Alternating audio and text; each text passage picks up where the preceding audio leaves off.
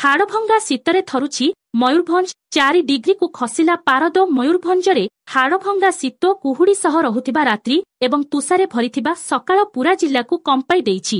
ସର୍ବନିମ୍ନ ତାପମାତ୍ରା 4 ଡିଗ୍ରୀ ପର୍ଯ୍ୟନ୍ତ ଖସିବାରୁ ପୁରା ଅଞ୍ଚଳରେ ଶୀତର ଜୋର ଅନୁଭୂତ ହେଉଛି। ବିଶେଷକରି ଶିମିଳିପାଳ ଏବଂ ଏହାର ପାଦଦେଶ ଗାଁଗୁଡ଼ିକରେ ଶୀତର ସବୁଠାରୁ ଅଧିକ ପ୍ରଭାବ। ଉପର ବାରାକାମୁଡ଼ାରେ ତାପମାତ୍ରା 4 ଡିଗ୍ରୀ, ଚହଲାରେ 6 ଡିଗ୍ରୀ, ବରେହିପାଣିରେ 8 ଡିଗ୍ରୀ ଏବଂ ଗୁଡ଼ିଗୁଡ଼ିଆରେ 9 ଡିଗ୍ରୀ ରେକର୍ଡ କରାଯାଇଛି।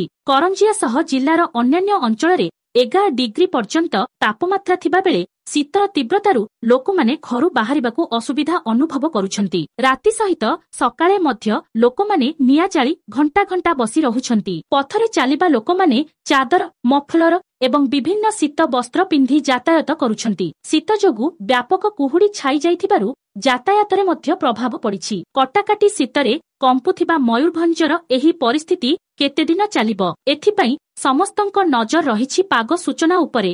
ସୁମନ୍ତ ପାତ୍ରଙ୍କ ରିପୋର୍ଟ, STV ନ୍ୟୁଜ୍, ଓଡ଼ିଶା 24।